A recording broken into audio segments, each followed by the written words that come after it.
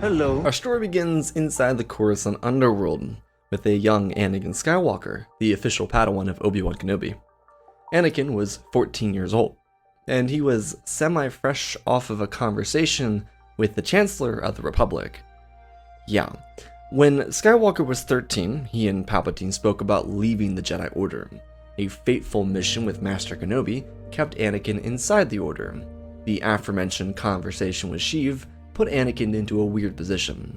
Also, let's not forget the insane creepiness of Palpatine interacting with the Jedi Padawan, and them not caring. The Chancellor suggested to Anakin that the Jedi were holding him back. Young Skywalker admitted that he was feeling let down by the Jedi because they were, in his opinion, withholding him from his potential. Sheev encouraged the young rapscallion to find his own means of doing it. He told him, in the fatherly way that he could, that when his own parents died, he found comfort in his own capabilities.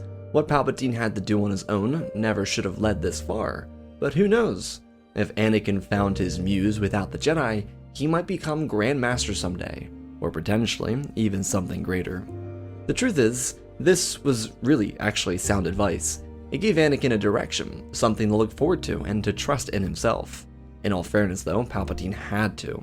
He needed to be present himself as this caring, fatherly figure. He could never earn Anakin's trust in the same way he trained Maul. With his former apprentice, Palpatine could treat him like a rabid animal, but Skywalker needed to be properly groomed into transforming into a dark apprentice. Skywalker, though, took this advice to heart. Obi Wan was a fine instructor. He cared about Anakin and truly loved him, but he wasn't Qui-Gon. Anakin had already said that to his face, and that cut went really deep. Obi Wan was emotionally drained by hearing that, but he still brought his best to Anakin. Skywalker just believed that Obi Wan should be doing more, suggesting that lightsaber practice become a focus. From Kenobi's perspective, and instructions from the youngling teachers, Anakin needed a more centralized grounding in the Force, so their lessons were built around learning the Force and training akin to the monks and nuns around the temple. These weren't for Anakin. He watched what Luminara was doing to Barriss, his friend from the youngling classes. Offie was only a year younger than Anakin, and she was burnt out. Master Unduli was a fine teacher and successful with her work, but only a few select Jedi would thrive in such studies. Barriss wasn't really one of them, and Anakin certainly wasn't either. In the frustration that consumed his friend, he too became irritated. Obi-Wan was a lot more communicative, but it never felt like he listened. He was very determined to balance Skywalker with the Force first. He promised that if Anakin applied himself, then their lessons would switch. But that remained the problem. Anakin didn't want to apply himself to the more mystical lessons. He wanted power and control over the Force and the lightsaber. He wanted to be the harbinger of justice. And that's what brought Anakin the idea of a lifetime. Throughout his late youngling years and early Padawan months, he spent time escaping through old corridors in the temple. These weren't frequently used and pretty much considered abandoned. Anakin found these when he first arrived at the temple, but was too skittish to leave the superstructure. He got a little bit more bold after Palpatine suggested he abandon the Order. Since he didn't, Anakin used these pathways to escape into the city. Escape, in his mind, was a key word here. The Jedi Temple was home, and he appreciated it. They had warm food, comfortable beds, available water, and tons of other luxuries. But he wasn't free. The Jedi didn't interact with the population frequently. Their missions were typically elsewhere. Whether they originated inside the Senate or the Council, they usually found themselves on grand adventures on other systems. The kinds that Anakin frequently dreamed about, actually, especially the ones where he freed all the slaves in the galaxy. So when he thought about escaping from the temple, it was the freedom of the world he was more familiar with. Aside from being on Coruscant or Tatooine, the city outside the temple wasn't very different. Several cultures from around the galaxy collided together and meshed in one common area. Shops, stalls, bars, and people. That's what he loved the most, the people. There was so much to see and feel and take in. Anakin was enamored with it all. He typically went into the city without his Jedi tunics. He chose robes and covered himself to conceal his identity as a Jedi. This came with wearing a hood and sometimes purchasing some street clothes while visiting the Undercity thanks to Jedi-provided credits. These little adventures were just a boost of energy for Anakin. He needed to keep himself sane, and maybe a few weeks following his recent conversation with Palpatine, he found another reason to come down into the Undercity. It wasn't like going down the portal to the lower levels. These were just districts and communities right outside the temple, so he wasn't going far into the city itself. But he found his purpose out here. As he was joining people at the bars and watching pod races, he'd encounter his first true fight. A couple of guys were picking on an older woman, and Anakin put himself in between. The older woman obviously didn't want the 14-year-old boy to get hurt, so she tried to get him away. But Skywalker was a Jedi. He didn't present himself as one, but he got punched in the gut really hard on the first swing. Nearly knocked him out just purely by wiping the wind from his lungs. He could pull his lightsaber, but that would make him a coward. As the men tried to return to their glorious crusade against the woman, they were stopped again by Anakin. The older woman was asking the bartender for help, and he chose the other customers over a singular person he didn't know. Anakin kinda saw a part of his mother in this woman, so he told the men to stay away. They found this to be funny, and the brawl began. It started in fist to fist. Now that Anakin was actually prepared for a fight, he wasn't going to be deterred. He used his hands in Jedi training to beat the hands away from him. The Jedi martial arts were actually quite effective as it turns out. They swung their hands and he weaved between them, kicking one of their legs out from under them. As he got around, he flicked out his hand and realized that punching grown-ass men wouldn't get him anywhere.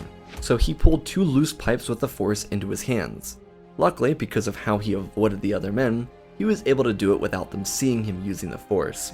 The men joked about, but if Anakin was going to take this fight seriously, then he needed to do something or he was going to get messed up. They attacked again, Skywalker focused, stepping back rhythmically, as if he were using a broken stick, and batting his pipes into their legs, and even the top of their knuckles. They didn't stop punching at him. Anakin slipped between them and slammed one edge into one of their backs, before swiping across another's body. Skywalker watched them close in, with one of them grabbing his weapon, and he parried a different attacker. He watched blood pop out of them, before swinging his free hand around to collide with their stomach. His captured pipe freed itself and he beat down on that man, turning back at the right moment, trusting his instincts to clobber the last man's knee into oblivion. The group was either stepping back or crawling on the ground. Anakin demanded that they get themselves out of here, and the still functional men helped their friends up and got away from the child maniac. He looked at his hands and accessorized his new additions. They weren't really impressive, but they were 2 pipes. The lady thanked Anakin and the bartender told him to beat it, and so Anakin did. Skywalker didn't keep the weapons with him. Instead, he used this as a lesson for the future. He kind of loved working with 2 different weapons. That future that Palpatine promised him became a reality on that evening. It did mean he'd need to find a different cantina to frequent, but there was one across the street that saw what he did and gave him free. Anakin, though, was proud of himself. He was making a difference, and that would fuel him going forward. Becoming a Jedi vigilante wasn't going to be easy, and the fact that Anakin was still growing up made everything more challenging. He was still growing. He couldn't afford to be awake all night and all day. Obi Wan liked to wake Anakin up early in the morning for meditations, so this wasn't something that Anakin could just do and expect to get away with for a long time. But there was also something Anakin could try. Not that he'd be going out every night, but he created a strategy, one to learn as much as possible. Anakin wanted to practice more with his skills, especially without the lightsaber. Part of it was being from an Outer Rim world, where people didn't use lightsabers. The other part was to feel vulnerable. This was sorta in line with Obi-Wan's instructions. Kenobi didn't want Anakin focusing on his lightsaber training because he needed to understand the Force better. In a way, Anakin was embracing that, but let's be real, he didn't want to use his lightsaber because he'd get in really big trouble if they caught him. So Skywalker focused on creating a plan, a means to earn more from Obi-Wan's trust so that he could spend more time in the city. This came with actively participating in Kenobi's instructions, and Obi-Wan eventually relaxed his studies. Once it became apparent to Master Kenobi that Anakin was taking his lessons to heart, he backed off a little. This allowed Anakin to have a little bit more sleep time in the morning. Going out at night, though, was a 3 or 4 time a week activity. Coruscant was a huge city, and by interacting with the locals on such a frequent basis, he had a chance to sort through the good crowds and the bad. No one on the surface, under the shadow of the temple, could be compared to those who lived below the portals, but it was still a good experience for Anakin, which is what mattered to him most. In doing this, he earned a lot of respect from people who struggled under the raids of these scum runners from the underworld. Anakin wasn't a Jedi, he was a vigilante, a hooded crusader of sorts. No one knew his face, they just recognized him by his black robes and small stature. The funny thing is, because he didn't speak much, most people just thought he was a short guy that wanted to do something to help people. The identity of him being a child remained hidden from others, aside from the first older woman who figured it out during his first excursion. Because of this, no one knew who to thank or be grateful to. Anakin didn't collect food or credits or really anything from the people he helped. Those he beat up, different story. There was also only one other individual out here that knew about him, and it was the bartender from across the street from his first fight. This alliance wouldn't be useful now, but in the coming months, it eventually would be. Anakin concealed his hidden vigilante efforts for longer than even he thought he would, but that could only last for so long. Rumors floated across the underworld about a small man picking fights with groups of thugs, so they brought more men and became more aggressive. This was kind of like a turf war between the surface dwellers and the underworld. It wasn't spoken about much, just typically seen as a rivalry, because according to the media, no one ever lost their lives in these raids. That just wasn't the truth. The Jedi also weren't involved, and the police were usually too slow to respond. This left Skywalker with his own problems when he got his shit rocked by a bundle of thugs. He approached these guys the same way as he did any other group of pirates, and started an engagement. One of them, eventually revealing themselves with brass knuckles, broke Anakin's first pipe, and then clobbered him in the cheek.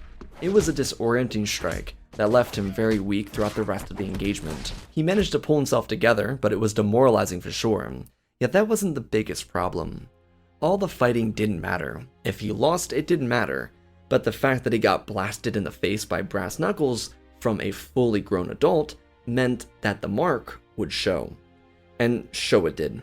Anakin didn't notice it until he returned to the temple, but his face welted up, red and purple mixed with a thick bump. He immediately consulted his friend Barriss, hoping that she could help him cover it up.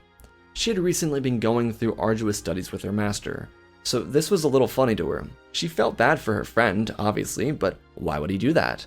His face was so mangled he had the permanent going down the roller coaster face. It was funny to her, and she was allowed to giggle if she promised to help him conceal it. The problem is, even though it wasn't like she packed it on, Barriss used some contour on her face sometimes. However, using greenish tones wouldn't really help Anakin.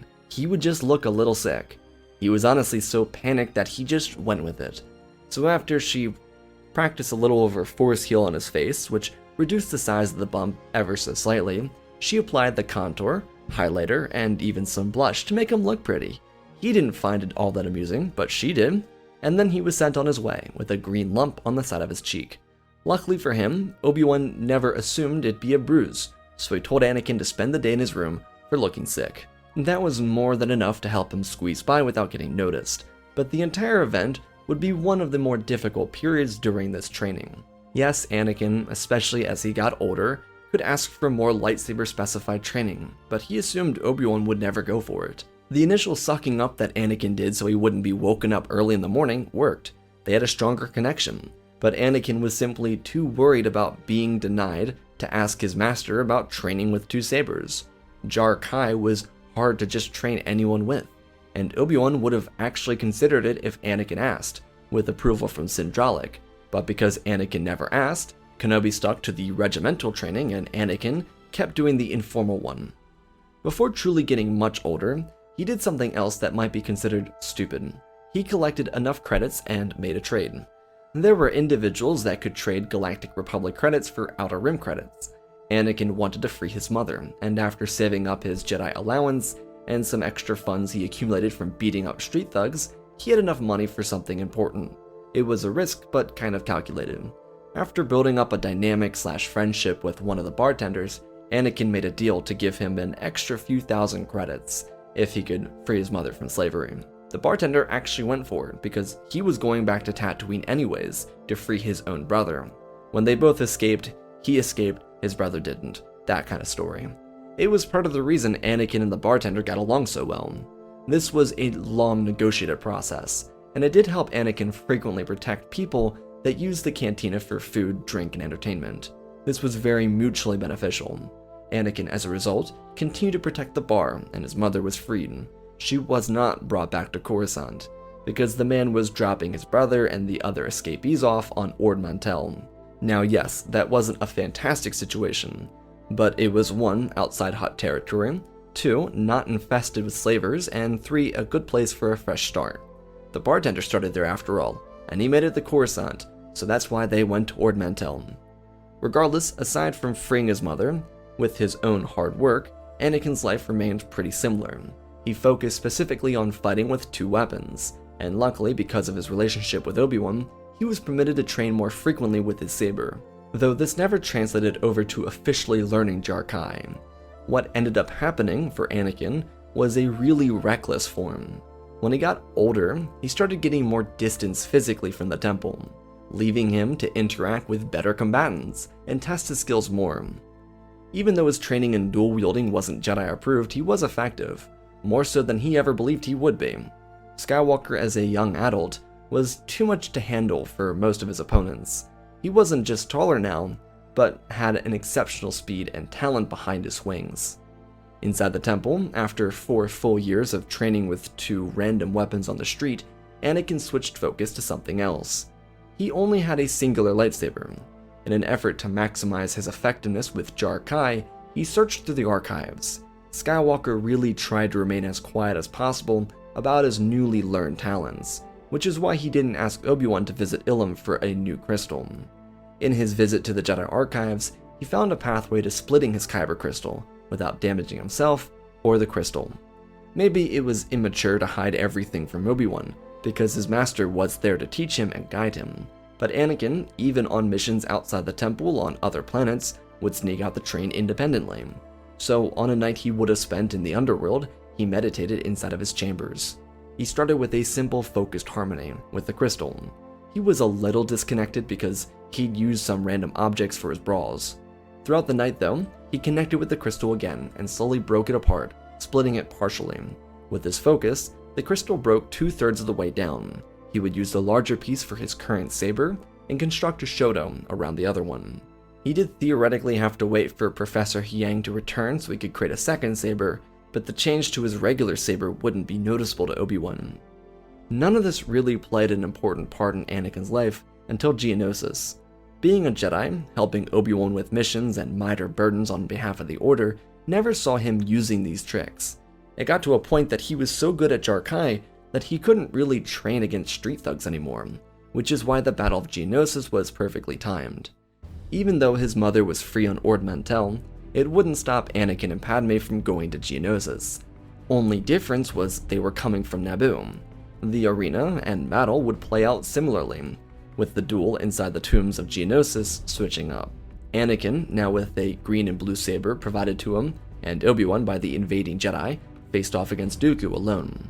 He did actually rush in impatiently, and he paid for it, but he still saved his master. Now Anakin and his great grandmaster, Tyrannus, faced off. Skywalker was still a scrappy fighter, but that was what defined his approach to battle with Dooku.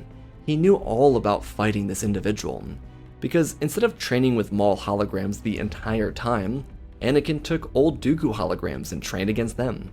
He found Dooku more capable than Maul in these Jarkai-related training regimens that he did with his new Shodo. Their sabers clashed, but Skywalker patiently avoided his opponent. He used Form 5 with his singular hilt, and with 2, he bounced between the highly aggressive form and the basic Form 1.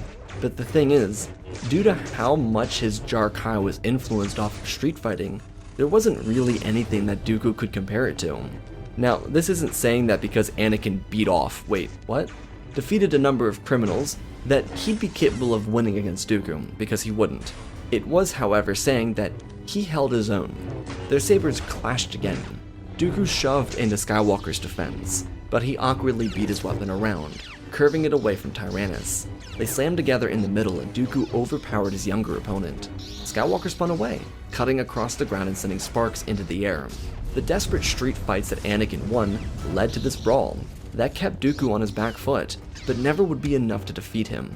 until of course the Grand Master arrived. Instead of a slow approach, it was fast and aggressive, because when Yoda arrived, he could hear the sound of sabers clashing.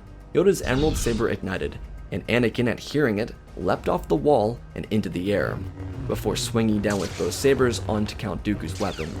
The elder Dooku deflected and pulled away, forcing Anakin to stumble. As Tyrannus swung to cut Skywalker across the back, he was stopped with the Force and flung into a wall. Anakin smiled and raised his sabers. Yoda looked at Obi Wan, then to Anakin. He gave him a quick order, to which Dooku tried to stop him, but Yoda got in the way. Anakin rushed inside the solar sailor and sliced up the droid before pulling out the engine sparks from the center console. The ship would not be going anywhere without them. He assumed there also might be information inside the vessel that they could use after the Grand Master won the duel. When Anakin rushed back out the ship, he watched Yoda spin in circles. This was a training duel that Master and Apprentice had mimicked 100 times and again. Skywalker had been a part of that same regiment by studying it in his downtime. He watched their weapons clash and shriek with each collision. Yoda was unbeatable and Dooku was getting older. The dark side hadn't broken him yet, but he had just fought a tiring battle with Skywalker and now was forced to defeat a fresh Master Yoda. The Grand Master kept Anakin away from his former apprentice, throwing his hand forward and launching an unprepared Dooku off his feet. It was unintentional. Anakin rushed Dooku, but Yoda told him to stop, and Tyrannus didn't think he would because of what he did earlier. So he readied his saber to cut down Anakin. Yoda took that moment to throw Dooku, and it knocked his saber from his hands, something Anakin would cut into pieces, rendering the Count defenseless. Young Skywalker's patience had saved the Jedi, not because of his fighting, but because he didn't destroy the interior of the solar sailor. Anakin's scrappy fighting is what kept Dooku away from triumph. With Dooku captured and returning to Coruscant in Jedi custody, the High Council made another move. Tyrannus had inside of his vessel the already logged coordinates for the works on Coruscant, not to mention the fully detailed plans for the Death Star. The Jedi would not give over the Death Star plans, fearing what the Senate might do with them. They would, however, lead a completely different strike team to the works to fight Darth Sidious. He would be waiting for Dooku to arrive, and instead, it'd be 12 Jedi. A few notable names that died in the conflict were Even Piel, Adi Gallia, Yariel Poof, and Plo Koon. It was a heavy loss for the Council, but so was Geonosis. It was the price of war. 5 Jedi Counselors, including Coleman Trebor, were confirmed dead following the battles of Geonosis and the duel on Coruscant. Anakin did not know what the information he protected cost him. All he and the rest of the galaxy would know is that Dooku was planning the war, and the Chancellor had been killed by an assassin. This may have not been the best course of action in the end though, because while it resulted in the destruction of the Sith and capture of Dooku, it wouldn't stop the war from kicking off, with a much different leader. While he was present at Geonosis, General Grievous wasn't permitted to act. His purpose was to learn and watch. He didn't. Now Dooku was dead, so the command of the droid armies and the Separatist arsenal fell right into their hands. Grievous was a well-accomplished general, but he had only ever commanded small armies on a singular system, not a military of tens of millions of battle droids. He progressed forward with a new battle strategy to effectively wipe out the Jedi Order and the Republic. But the Senate was already activating a new wave of emergency powers. Not only would they utilize the clone army, but raise a local militia of over 10 million new troops, pulled from a completely real and in no way escapable draft. The result of Geonosis was an abandoned general, a forgotten apprentice, and millions of Republic military men and women forced into active service because of a draft. Thus began the March of War. Without information on the Death Star and the Senate enraged with Palpatine's quote-unquote disappearance, they turned into the warmongers they called the Separatists prior to Geonosis. No longer could the Clone Wars be controlled by 2 men with extreme power. It now belonged to the people. The governments on both sides elected for more conflict, even in the absence of leadership. In all fairness to the Separatists, one of their foundry worlds had been attacked openly by the Republic without provocation. No one knew about the Jedi capture, but if they did, the Jedi shouldn't have been there to begin with, because it was Confederacy territory.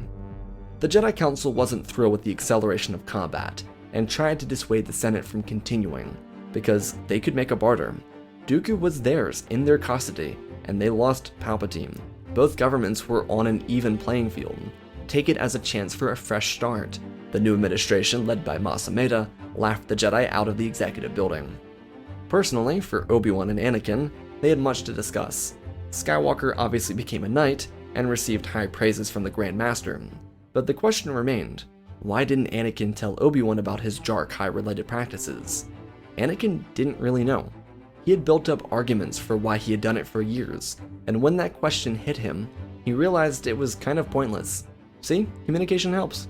Obi-Wan immediately suggested that Anakin work with Sindralic to cement his use of Jarkai traditionally. While this new practice would come with Skywalker fully creating and actually using his Shoto, his practice with Sindralic went much differently. Because Anakin forced himself to learn Jarkai without oversight, he couldn't be taught how to properly do it. If he learned from Sindralic, which Anakin rejected in the first week of studying, he would have to unlearn all of his scrappy fighting styles. So instead of continuing with Sindralic, Anakin was handed over by Sindralic to another Jedi instructor. Pong Krell was a frequenter of an uncommon type of Jarkai. Instead of 2 sabers, he worked with 2 saber staves. Krell wasn't someone who used the form the way it was originally created. It was the nice thing about the Jedi Order. There were so many members that at least one of them was bound to adopt their own iteration of the form. Krell encouraged this scrappiness from Anakin, even listened and learned from him to adopt his own motions that replicated what Skywalker did. The thing that Sindralic missed was what Anakin had done. He literally, through years of arduous beatings, transformed Forms 1, 5, and technically 6 into one harmonious group. It wasn't just a blatant copy of any which of the forms, because Anakin never learned Form 6. His work just happened to mimic it. So, following his secret marriage as war consumed the galaxy, they refined his focused forms, and Krell developed the new Jedi Knight into a true competitor with a lightsaber. The brutes of Coruscant may have lost their fights with a teenager, but they were the reason for the creation of the lightsaber form, Form 9. Technically, there is a Form 8, which is why they developed it as the 9th. But also, Form XI, or 9, looks cooler in the script, so I'm sticking with it. The war for the galaxy consumed major sectors overnight. Following Geonosis, there was a brief period of stability, as both governments decided on the next action. But the Republic bill to create an additional militia force of 10 million amplified the conflict. Grievous went on a glorious crusade. By his side, Asajj Ventress stood, waiting for the opportunity to find her own path in the galaxy. She thought she had found some sense of belonging with Dooku's instruction, but without it, she became kind of lost. She fought battles, slaughtered clones and eventually civilians, and used her remarkable piloting skills to tear through fighter forces and light cruisers, but it meant nothing. She was a problem for the Jedi, but not nearly as much of a problem as she would be for General Grievous. After he lost the Malevolence in a combined Republic attack, she'd make her own move to take full control over the Confederacy. Asajj found Grievous inside the command bridge of a droid control ship when she attacked. Their duel started with actual sabers, but the hulking brute overpowered her initially. They darted across the command center, slashing up controls and consoles in the way. All the vessel's emergency power cells had to be activated as a result. Ventress and the droid general fought for an army that neither of them really controlled. She found herself outmatched by Grievous's use of 4 lightsabers, and because they were both Separatist commanders, the droids refused to act against either of them. But Ventress eventually became winded, and with the last of her strength, she force-choked General Grievous, crushing his lungs and killing him in one final blow. And if that sounds far-fetched, we're talking about the same person who force-choked Anakin and Obi Wan at the same time. Rage is a powerful drug, and Ventress found a sense of completion after destroying Grievous. She took command over the droid forces, which realistically in the first few weeks didn't change all that much for the military or the Confederacy. But as those weeks dragged on, and sieges refused to come to completion, she found herself even more empty than before. There was something so numbing about constant battle, with no end in sight.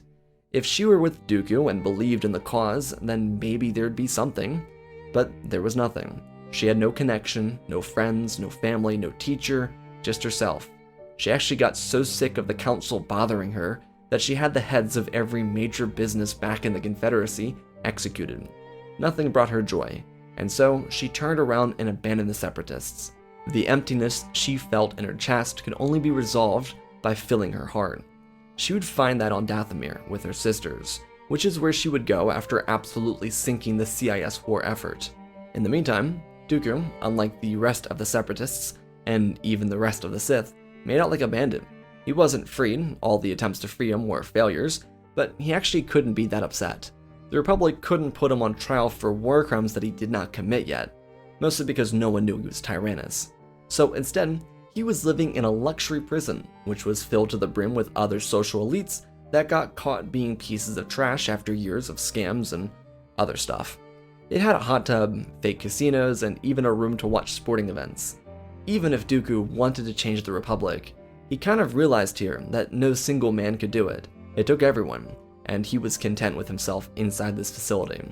His only regret would not be enjoying retirement longer. Outside of his prison sentence, which would be lifelong, because he started a separatist movement, the galaxy shattered apart. As a side note, the Republic only punished Dooku out of anger. They didn't really have any dirt on him. Without the Death Star plans or anything else evil he had done, they just kind of put him in prison out of spite. Regardless, because of Asage's accidental sabotage, the Republic and its now inflated militia would wage war on a weakened CIS. The movement would crumble and eventually come to a peace talks, resolved on Mandalore.